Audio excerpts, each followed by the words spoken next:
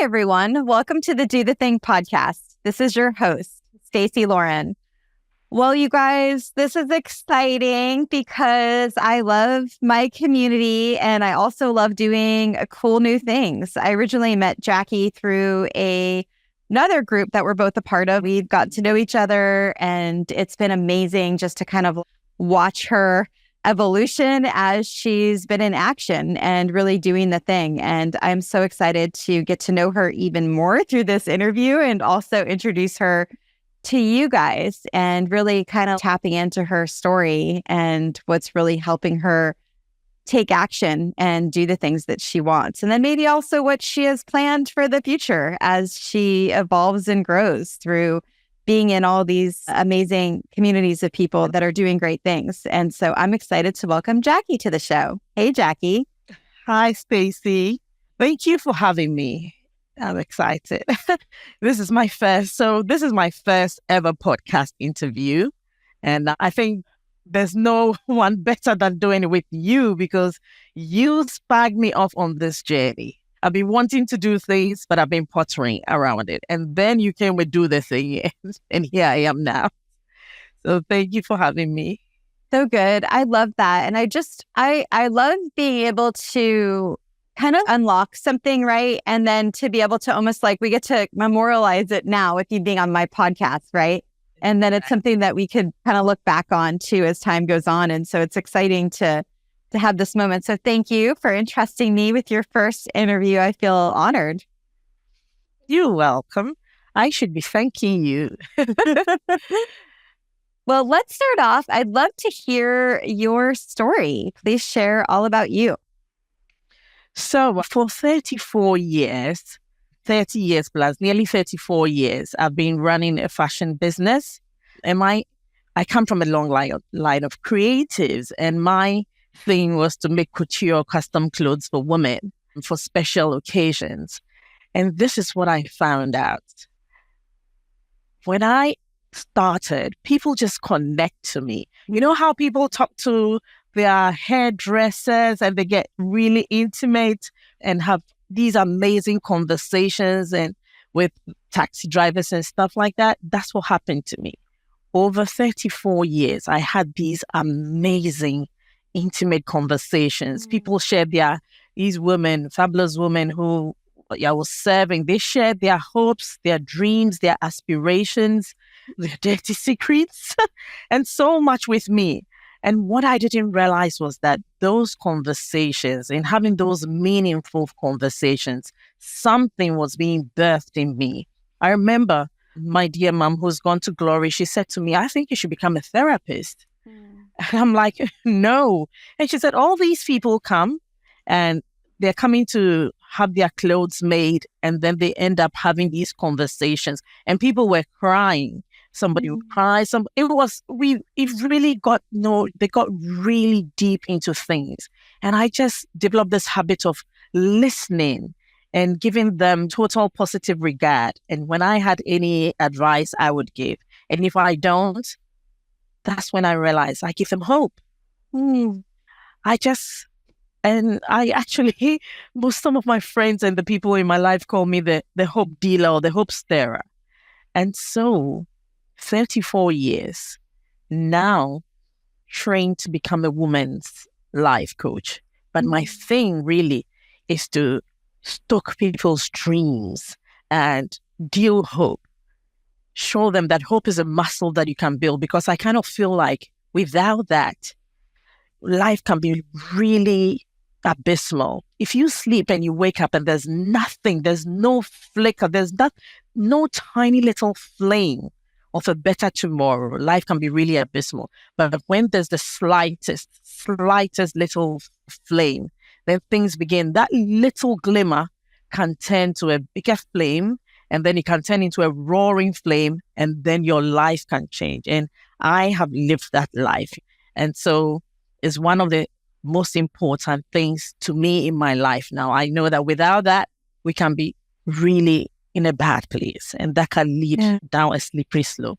And so this is just the abridged version of who I am now. But all these things and my once upon a time hopeless situation. Within a matter of 8 years, I got a divorce that I wasn't expecting. My best friend, my partner in crime, my lover, my husband, he just got up and went away overseas. And then the next thing I knew, he was with somebody, replaced me. And then I got really sick and totally deformed. And then I got a tumor in my head. And at the point I was bleeding to an inch of my life. And I had these major surgeries back to back. And I became a shadow of myself. And I knew how important it was to have hope.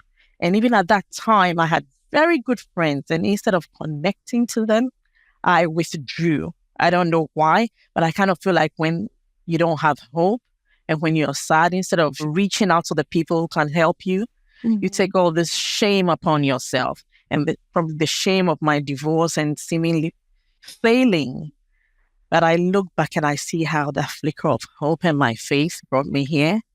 And now pursuing a postgraduate degree, a master's in positive psychology, applied positive psychology and coaching psychology. And it's really shown me how things like love and hope and friendship and positive emotions, how they can really make our lives better with or without money, with or without the challenges in life. So you can really lean into them. And I see a lot of that in your community, how people are just leaning into the things that are deep within them and their desires and their dreams and making impact. So, yeah.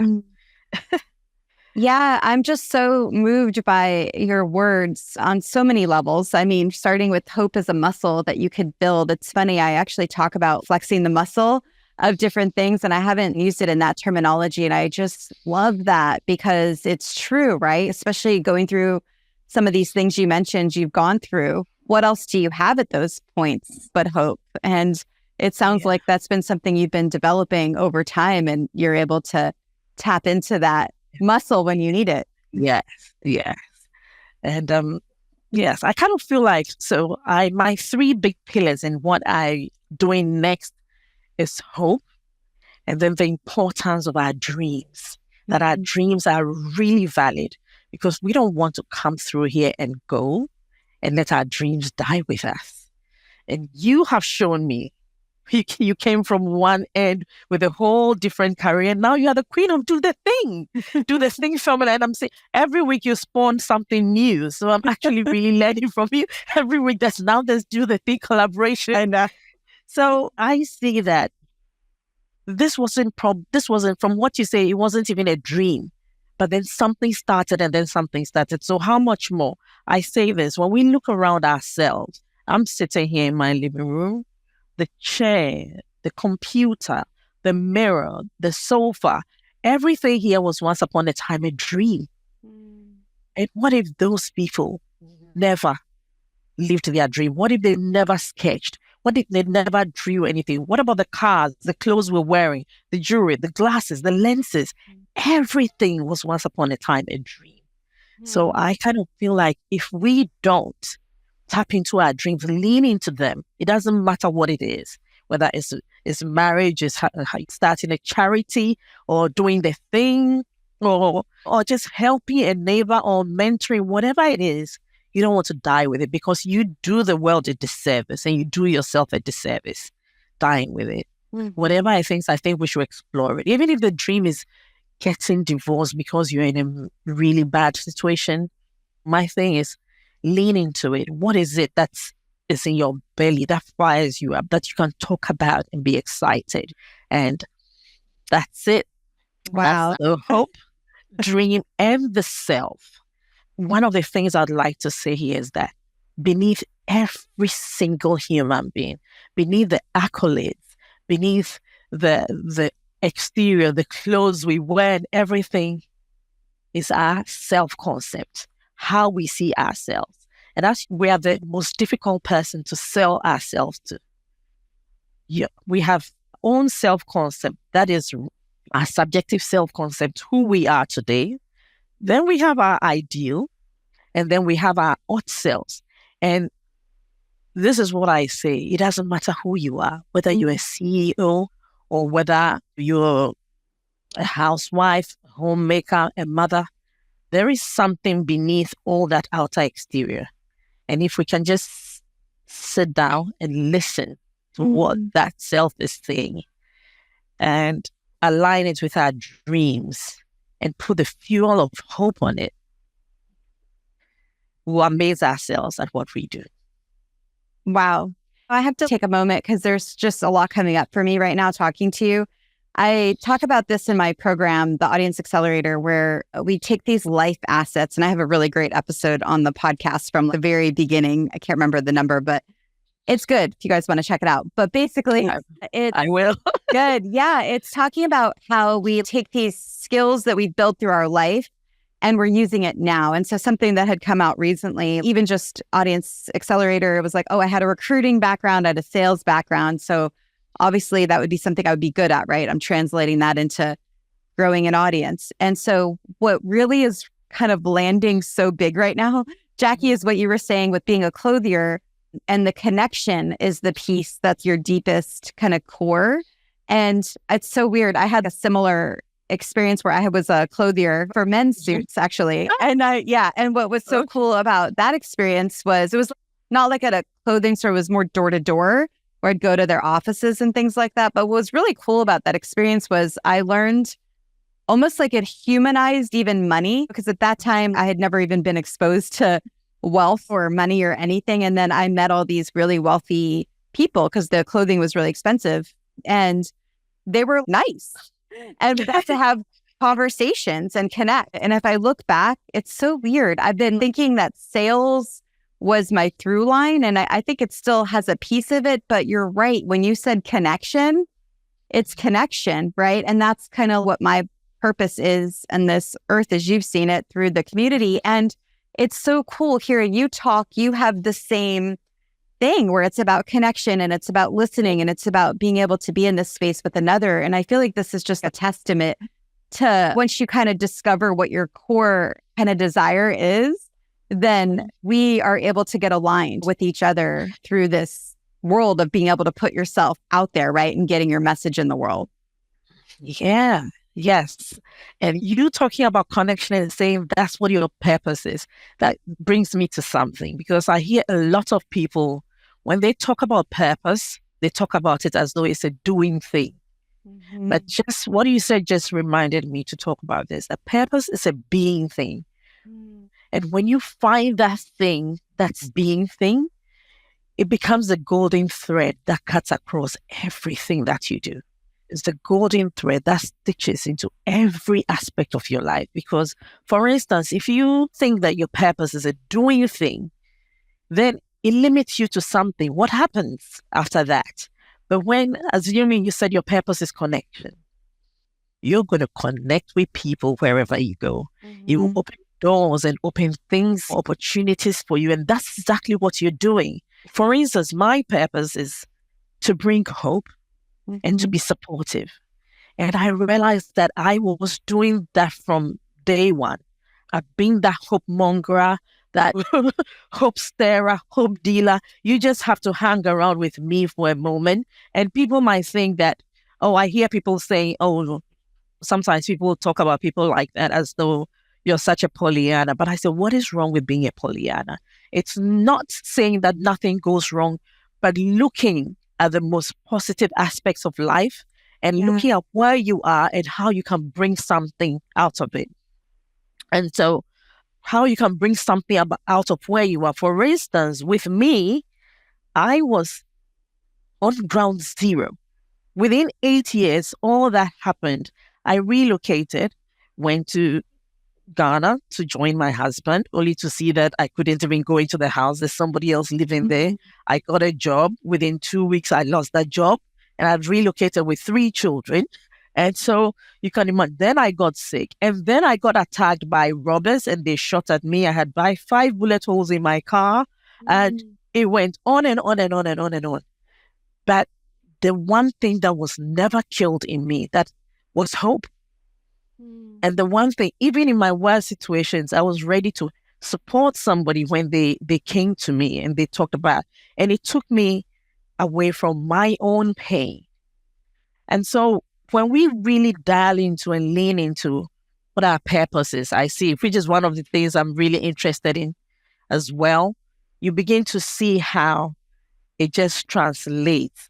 And you might wake up and have a bad day, but somewhere along the line, it's a little flame.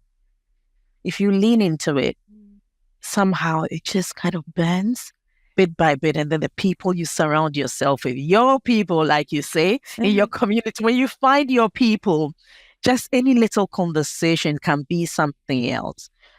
We live in a world where at the moment, there is so much available, so much wealth, so much knowledge, so much information, so much advancement. Yet still, we have the biggest amount of mental health disease, of depression, of anxiety, of suicides. And you would wonder, is there correlation? We have so much, and yet so many people are unhappy. And you begin to think, how many of us are leaning into our acres of diamond? How many of us are sitting quietly? And I'll talk about acres of diamond later, and see what we're cut for instead of what we've been told we ought to do. Wow. And that's why I love your family, Stacey, because hanging out with you made me find something. As a child, I was told these are the two things I had so much. I'm talkative and I was too skinny. And I ingested that because I was really skinny. And that was all that was in my head. And so I was almost embarrassed and apologetic about it. And then when I came into your community, I know I started speaking. Yes, I've started speaking about 2 years ago, speaking engagements. But when I came into your community and there was something, find your voice. I knew I had found my voice already, but in that community, something happened, something broke. Because it was during that time that I read the book, Acres of Diamond. And which just says that we all have acres of diamonds around us, which is our gifts and our abilities and our skills. And we have to dig at it. Sometimes we just ignore it and then we go far to search. And so I asked myself, what are the acres of diamond? What do I have in there? And I realized I'm an amazing storyteller. I know how to make hard connections. I can talk to save my life. And I thought these are things that I don't have to pay anybody for. So I've actually gone to do a speaker's course, but I could talk easily and I can make hard connections easily. And I didn't have to go far. And many of us have these gifts sitting there latent, they are inside us, they're just waiting to be unpacked. Yeah, so I would love to hear with Find Your Voice, because I'm still tapping into just how it's so magical and transformational for people, because it's 17 days, right? And it's just 5 minutes a day. What do you think was about that just helped kind of unlock that next level? I think you might be a little bit surprised at what I'll say. The first thing for me is the community. Just finding these people. Initially, I mean, everybody in the group might not be my person, but just being there and then the vulnerability. By day 3, something begins to happen and people are they're vulnerable as they're talking, they're trying to find their voice. People are at different places. I remember I did a lot of videos. Some people did audio, some people typed, but there's something that happens. I think humanity, that thing that is dripping down from the leader. You are the leader. You can be vulnerable. You're open. You're warm. And just coming together, we coming together in that space. And the kind of questions you ask, they're very simple. The dares, actually, although they're very simple, I noticed that incrementally, we had to think about them more. We had to be vulnerable. We had to dig deep and know what we really think, because I think a lot of us have taken on the voices of our family and our community and our world. And so it separates you and makes you think, what do I really want to say? And how do I really want to impact my world? What are the things that I would say I want to be remembered for? And these kind of questions, although you didn't say that per se, that's what they stir up in me. There were things that I thought about in my head, but I'd never voiced out in a group. So even saying it and giving it life, affirmations. The day I shared something about, I think it was about, I can't remember exactly what, but I realized there were so many comments about that. And I was tired and I was in my bed. You know, the time difference, you're 8 hours behind us. And I was in my bed and I thought, well, let me just lie in my bed and record something. And it flowed freely from my heart. And I was so shocked at the way people connected to that video and related to it so much. Thinking, it's amazing when you're real and raw, what it does to the people in the room. And I think that's what is magical about Find Your Voice. Maybe that's a long answer, but that's what I felt like. Yeah, it's so important to voice it too, because there's something so cool about just being able to see it. And it happens to me every time I get another growth edge. I remember during that challenge, I don't remember if you saw that one, but I did a live video. It was after seeing Alex in the group. She had done Dare 1 and then Dare 2, and I saw the transformation already, and it moved me so much that I ended up just doing this whole thing where I opened up on a whole nother level that I hadn't before. And then I remember realizing I was also live on YouTube, but then it was it was also, when you know what you're saying is making a difference for someone else, you start to not care as much about what other people think, right? Because you see the person that really needs to hears it. And then it's not just about that person, it's who that person then can touch, because they're then able to be freed from that. Exactly. And well, I have a story to tell because of what you've just said. So in 2019, I shared a 13-minute video about my life, about my story, about my pain. And overnight, it brought me 4,000 followers. It just took a life of its own. And it's not about the followers, but what you said about if it touches one person, I experienced it. So I think the segment about my hysterectomy and how it happened was 30 to 40 seconds. And then how people can call you on Facebook Messenger. Somebody called me from California and said, I watched your video and it saved my life. She said, I had a hysterectomy a week ago and I'm imploding. I'm lying in a dark room. I haven't eaten. I haven't showered. I haven't done anything. And I feel like losing my womb has taken everything that makes me a woman. And I've had really bad thoughts. And then I stumbled on your video and I saw you with your makeup looking feminine and you talking about the hysterectomy on social media. And I felt like, oh my goodness, this lady is living. She's sharing it. And I said all the things I had done, some charitable things that were my dream to do and money to do them, and all the things I talked about in the 13 minutes. And she said, wow, if your life can continue unabated and you even go on to do things, not just for yourself, but for your community, it means there's a life after a hysterectomy. And I don't know how it happens, and I don't know how I got the words, but it just occurred to me to tell her that I don't know, but God in his infinite wisdom did this. I said to her, as women, well, as human beings, when your heart gets taken out, you will die. When you lose your liver, you will die. When your pancreas is not there, there's a big problem. When your kidneys are gone, all these major organs. But when our womb lives, when our womb is taken out, we still get to live and thrive. And the miracle, our womb is our most important organ that makes us a woman. But the miracle of that is amazing, that it can be taken away and we can still survive. About an hour after hanging up the phone, she was so thankful and grateful, and I'm still in touch with her.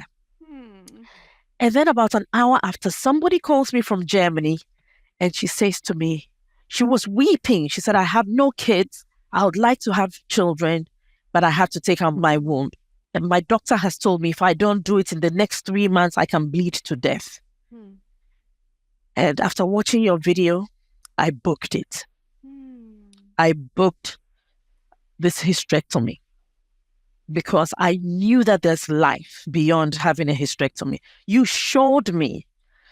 And what at that moment, I told her the same thing and said to her, if you hold on to that womb, it might take you to your grave before your time.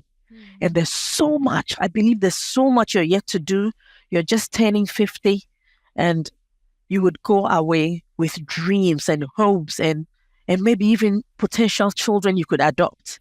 And she thanked me. And I sat there and I thought, if this video saved one person from committing suicide and saved another person's life, 2 people in this whole world of over 7 billion, I'm happy. And it's still sitting on Facebook and it's still impacting people.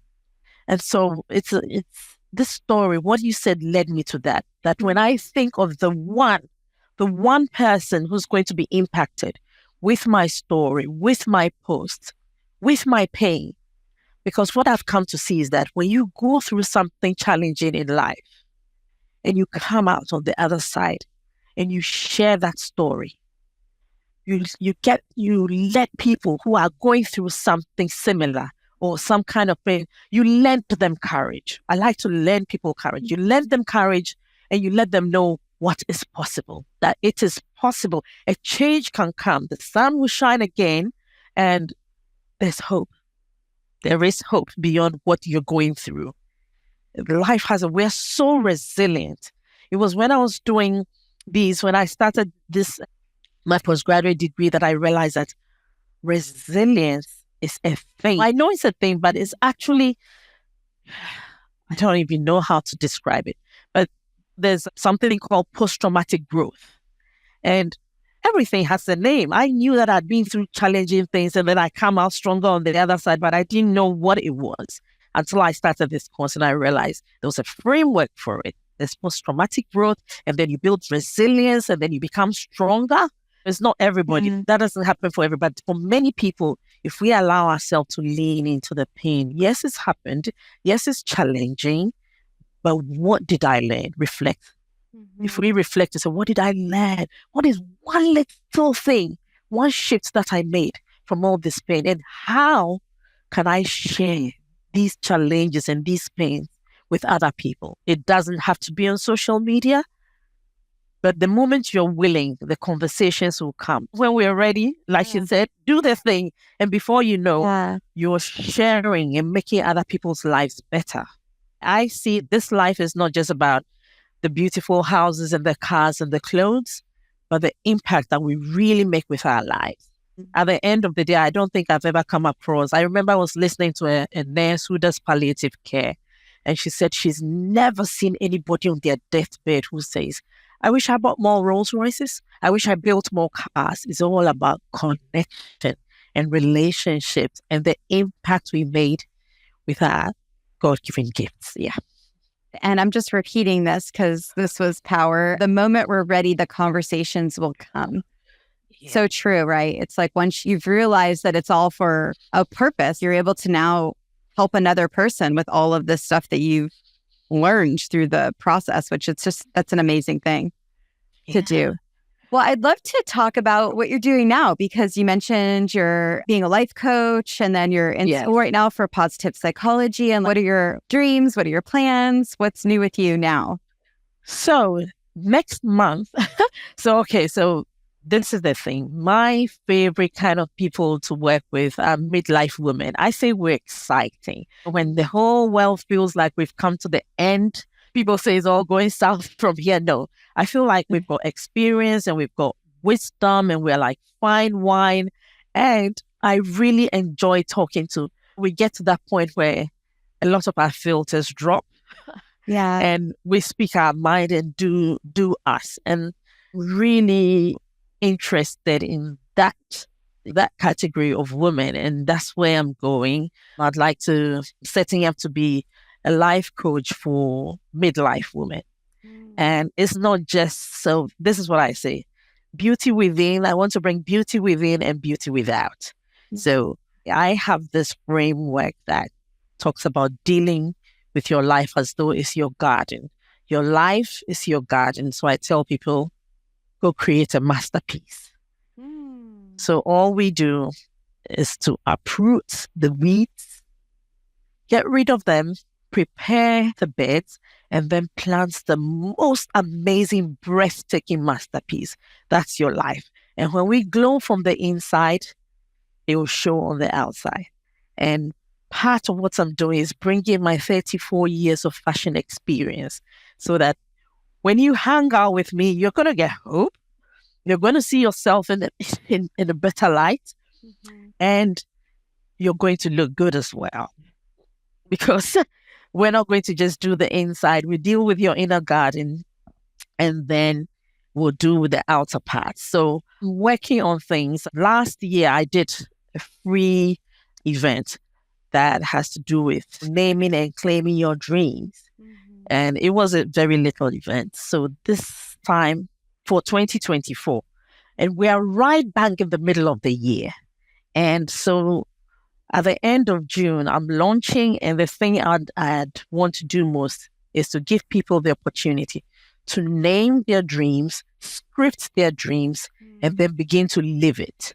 And so it's different. It's a very interesting way because in that masterclass, you actually write a little book with chapters, and the months of the year are your chapters. So within that masterclass, you create those chapters. So every month, it's some book. But it's underpinned by positive psychology, faith, and my own lived experiences. And so that's where I'm going now. And I've tried it with different people. And it's just amazing. I'm not going to talk. It's not because I do it, but I know how, although we're doing this virtually, there's a very immersive aspect of it. It's virtual, but it can be really immersive. That's all I can say. And when you hang out with me, there'll be hope, there'll be nuggets, there'll be a lot of fun, because I think I'm young at heart. I'm in my mid-50s, but I feel like I'm 25. And I just like to make things fun and enjoy it, although it's very serious. Life is serious, and what we do with our lives, it's important. But I kind of feel like life throws a lot at us already. So why not have fun whilst we do it?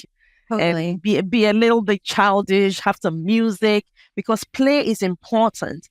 And before I go on, I came across something when we're doing positive psychology, and it said that whenever we smile, it's like a pharmacy with good things that are being pumped out into our body, whether the smile is genuine or not. It's these chemicals just oozes into our body and makes us feel better. And so with my coaching clients, I ask people, do you like music? They say yes. I say, put on your best music and dance for 3 minutes unfailingly every day, and let me know what happens. Whoa, that's a great advice. Yeah. And people tell me, I remember I had a client who said to me, I've stopped dreaming. I'm not dreaming. I'm not hoping anymore. And we got to it, and we realized that she was, her partner was very pessimistic. It's okay for me to share this story because she herself has shared it on social media. So I said to her, just take little steps to bring sunshine into your life. I asked her, do you like to look good? She said, yes. I said, when you look good, what happens? I feel good. Okay, so dress up. Don't even dress up just when you're going just around the corner. Just dress up, feel a little bit beautiful, put on your favorite color, maybe some sunglasses when it's hot. Just make a touch of lip gloss and smile. And she said to me, believe it or not, I had neighbors who have never smiled at me. And I was walking, smiling. She said first she was feeling embarrassed. So she was smiling and looking at her phone so she doesn't look crazy. And then her neighbor just said, hello. And she's known this person for 17 years. They just walk past. And so she said it started making a difference. And then the dancing, and she likes to do it in the morning. She said it's crazy moves. It's not nothing choreographed, but she just selects. She started now selecting her music in the evening and even going beyond 3 minutes to 5. And it just felt like something was happening from the inside. And so these are very little, simple gifts, things we do already. Yeah. And since the basis of positive psychology is just dialing up what is strong about us already, what is good and what is working. And we have all these frameworks and all these pillars that just uses everyday things. So everyday things, yes. So I would love to hear what your number one piece of advice is for people on doing the thing. My number one piece of advice is listen to the person within. Listen to the person within. So let me start with this quote. Naira Wahid, this poet said, "And I said to my body softly, I want to be your friend." And it took a long breath and replied, "I have been waiting my whole life for this." There is somebody within us. There's the inner person within us that we need to hear. There are some conversations I've had with myself when I wasn't feeling the best. And I remember